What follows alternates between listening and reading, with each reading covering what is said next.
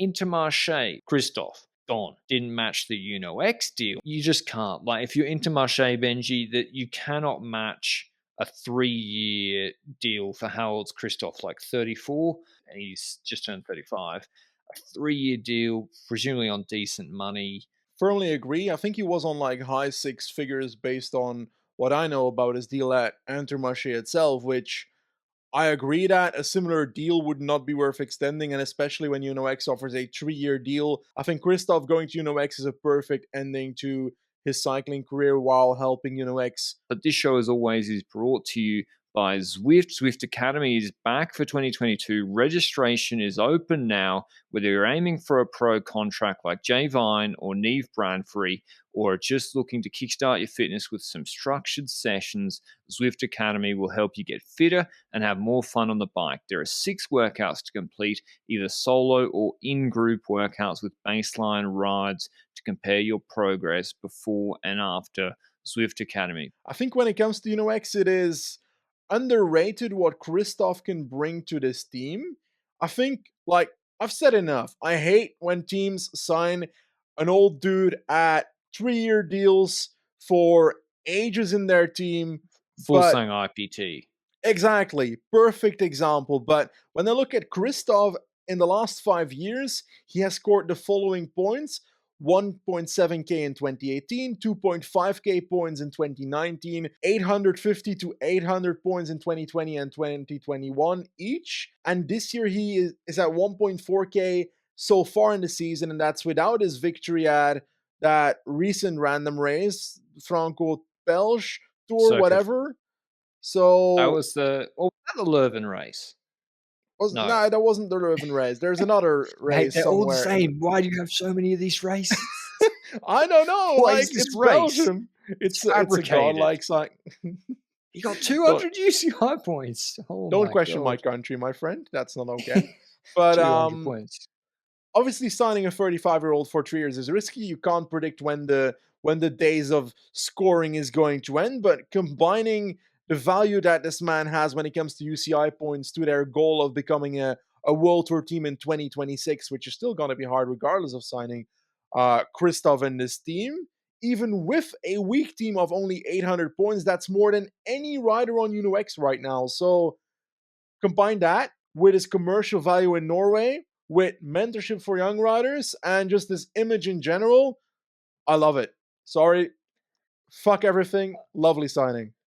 I mean, it's different, right? And not all 3-year extensions are the same, are they? Like, Alexander Kristoff and Bauke Mollema are very, very different riders. Bauke Mollema is a stage hunter, Lombardia sort of rider, hill classics, but it's got to go right for him.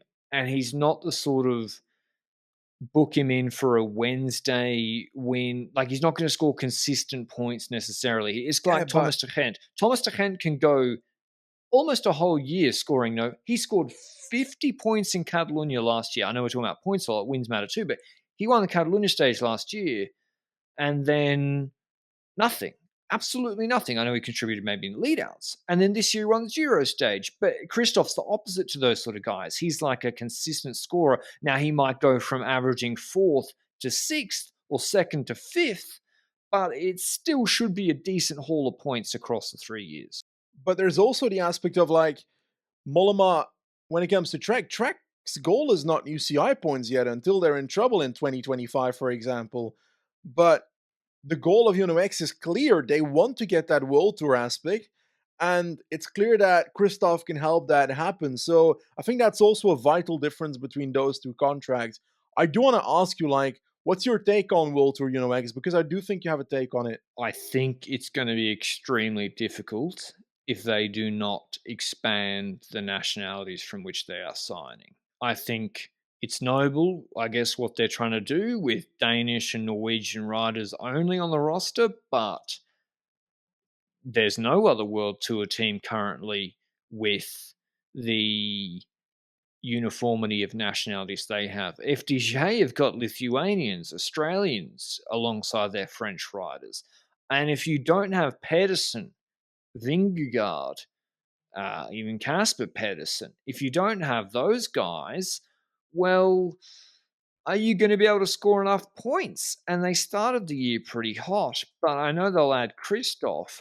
And let me have a quick look for UNOAC. Now, listen, the point system might be completely overhauled, in which case this is all irrelevant.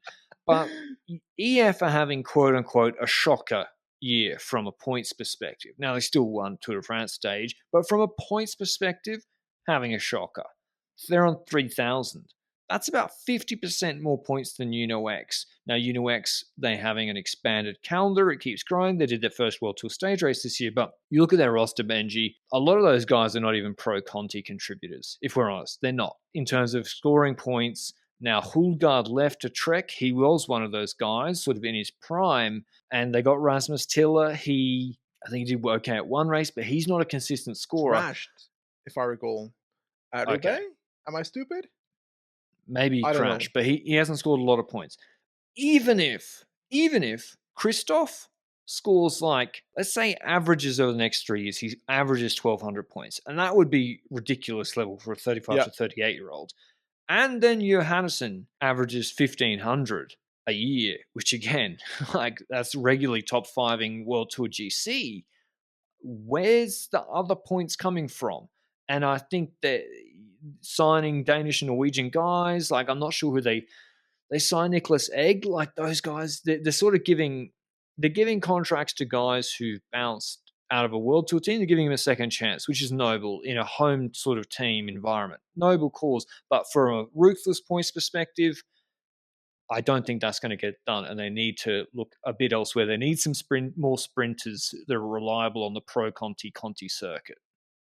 You know what would kill me?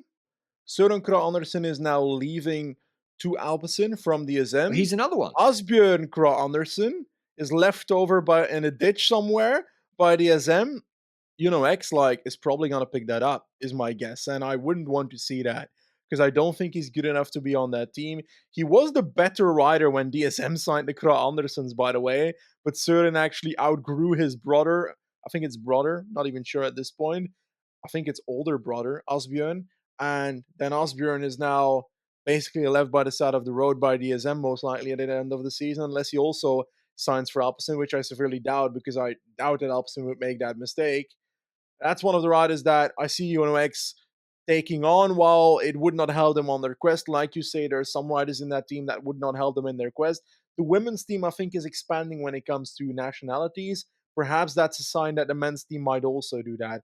I don't know. But hey, that's... I think they have to, Benji. Like, yep. Halvorson's another one. They signed Halvorson. Again, I don't know if they signed another rider who had the gut issues, who then had to retire, that was on EF, a young sprinter who did well.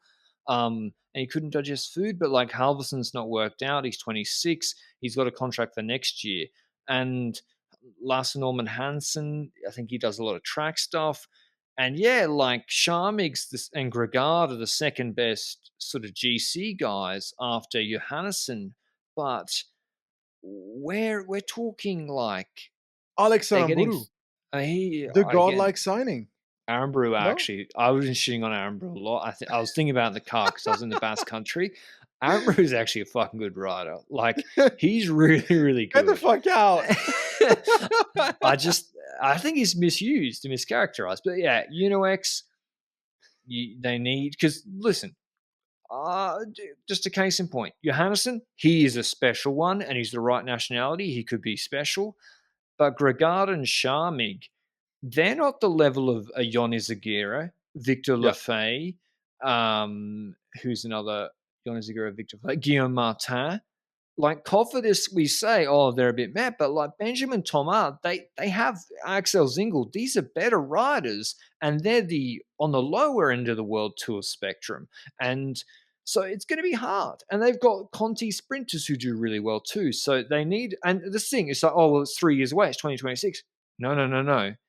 It's in 5 months. In fact, it's in 4 months. Tour Down Under starts in January. Like, I'm sorry, I know points scored at the start of NBA games count for less than the end of NBA games, Same thing. Points, by the way, I know they're gonna do the same thing, Benji. They were mad rush in 2025 hunting points. If it's the same system, points count the same in 2023. In fact, they'll be easier to obtain because people will take the foot off the gas. Yeah. So yeah, maybe it's even too late. When it comes to X, we see that they've got youngsters coming up like a Magnus Coulthard and so forth, doing well in Giro U23, if my mind's certainly right. The question that I have is like, yeah, these riders are coming up. You're telling me, yeah, in 3 years they might come up and might be too late.